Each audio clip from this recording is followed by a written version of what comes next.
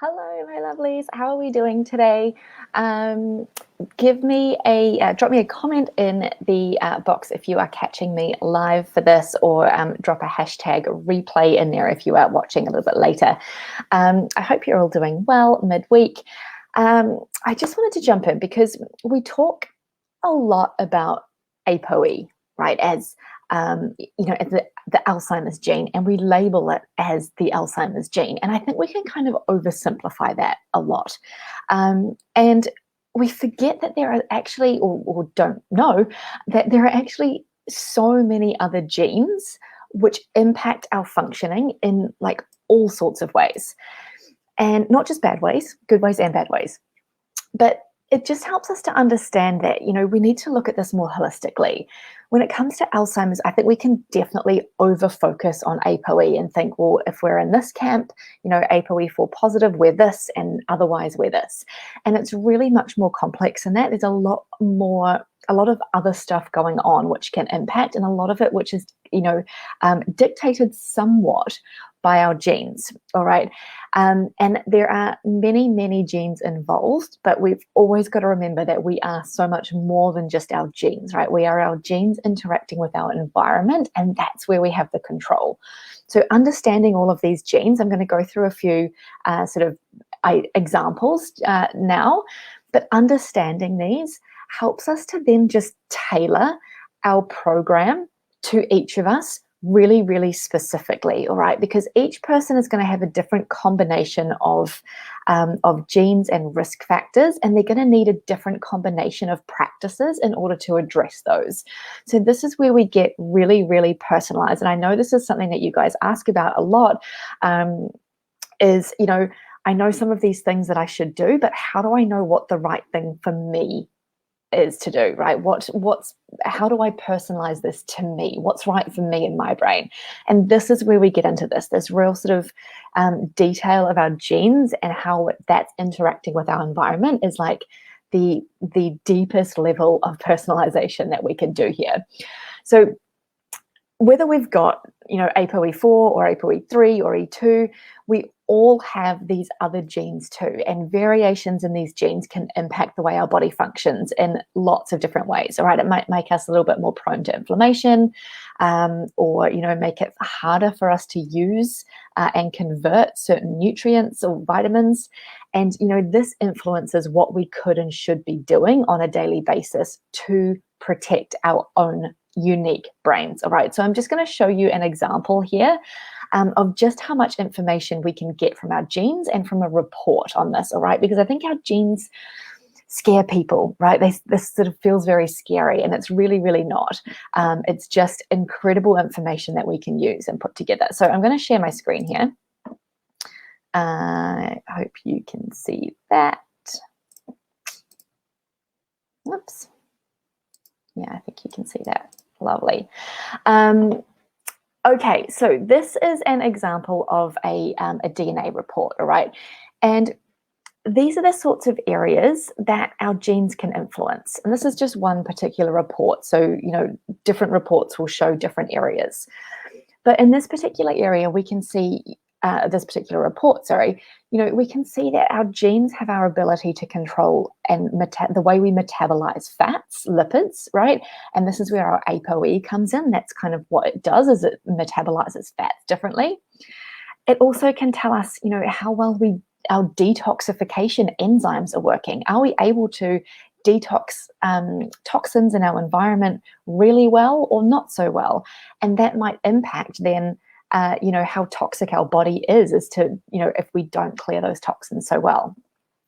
Inflammation, right? It can tell us how our body responds in an inflammatory way. So are we prone to producing a lot of inflammatory chemicals to triggers, or are we prone to having a much more down-regulated inflammation response, which, impacts a lot of things in our body?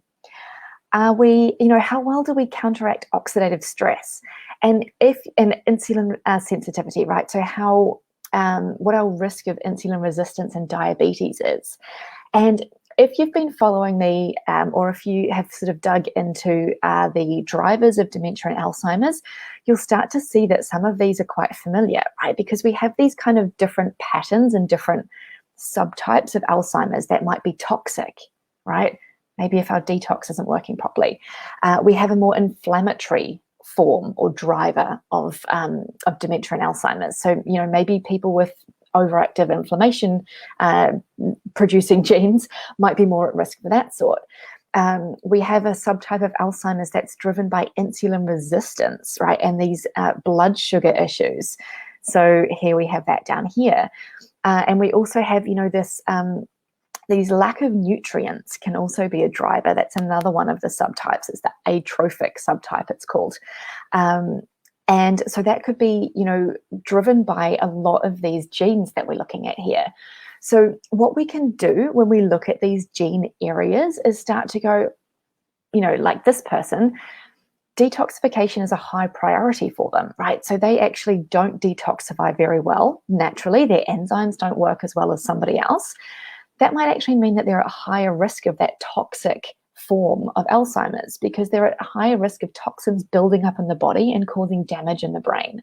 So we then can really tailor your personal brain protection plan to include a lot of detoxification support, right? All the enzymes, the glutathione, the antioxidants, all of the things that are going to help your body to detox better, and also reduce the input of toxins more specifically for this person. Whereas the next person that might detoxify really, really well, thanks to their genes, they might not need to worry about that so much, right? The toxins in their environment won't affect them as much because they really efficiently get rid of those. So can you see how this starts to kind of tailor our programs and kind of look at what your underlying sort of predispositions are, and then what we can actually do on a daily basis to support that and make sure that you're not at risk of these sorts of conditions, because we're looking after your body on that functional level, right?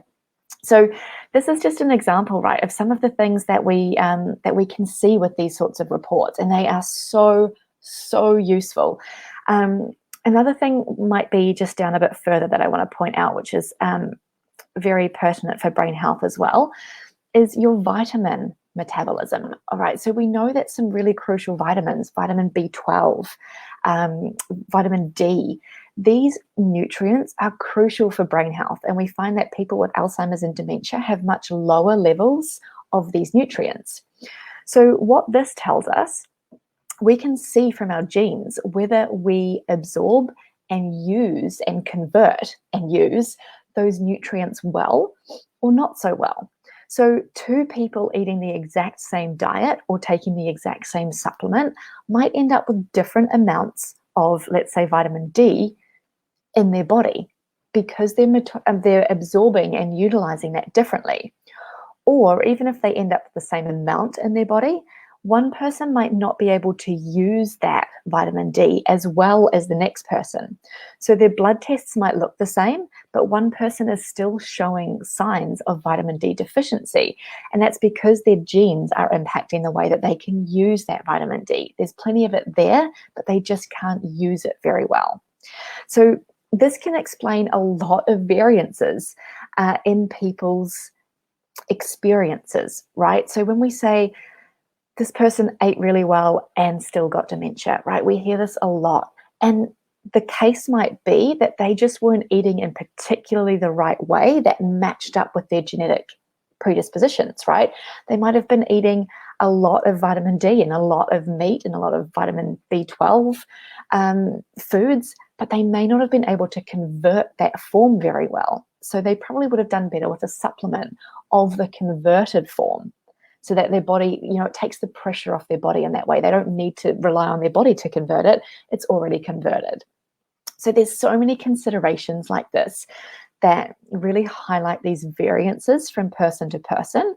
And it's why we use this when we create a personalized plan, because knowing this information, it doesn't change, right? So you do this test once and you know that for the rest of your life, and you can support your body in a way that allows it to function well today in this environment regardless of your genes. So because your genes don't change, we can change the environment to get that result that we want. All right. So I hope this gives you, I don't want to go into this too much because it can be quite a big topic, but I hope this kind of gives you an idea of what information we can really glean from these sorts of tests and just how much it can direct our plans when we're creating really personalized plans. And it's so, so important to remember, like I said before, we are not just our genes. Our genes don't dictate our future. Our genes interact with our environment to dictate our future. So if we can't change our genes, we can change the environment to match that and to line that up with the result that we want. So that is where we hold the power in tailoring our diet and our lifestyle in order to get the results that we want and maintain a really strong, healthy, resilient brain well into old age. Because that's what we all want, right? We don't want to be suffering from memory loss or even from depression, anxiety. These sorts of conditions are so dictated by that combination of our genes and our environment. So if we can look at this and if we can address this and if we can personalize the absolutely perfectly unique program for you and your brain, then we can drastically reduce those unwanted outcomes. All right. I would love to hear if you have any questions about this. Obviously, I've just whizzed over that. There is so much in these reports, as you can see, all of the specific genes and bits and pieces that get involved in this. But that's in a nutshell how this kind of works. And I would love to hear your questions. I know this is a topic which is kind of difficult to grasp. I'm not a geneticist, so I only know the top little, the surface of the matter as well. But if the more we get to know this and the more we kind of understand about the way our genes work, the better placed we are to make the right decisions in our daily life to protect our brain. All right. I hope that's helpful. Let me know if you've got any questions. Drop them in the comments. Again, give me a hashtag replay if you are catching up later on the replay so I can pop back in and check in and see how you're doing. Otherwise, have a wonderful, wonderful day, folks. If you would like any more information on this and sort of how to use these reports or access these reports, drop me a comment as well and just let me know and I can get you all of the details as to how we get these and interpret them and how we kind of incorporate this in. Next week, I'm actually going to be talking to you a little bit about what happens in a one-to-one session with me, because a lot of you ask, and how we use this in combination with everything else to kind of guide our making of a plan and our implementation of that plan along the way. So that is next week's video for you. In the meantime, have a wonderful, wonderful week, and let me know if you have any questions, and I will speak to you all soon. Bye, guys.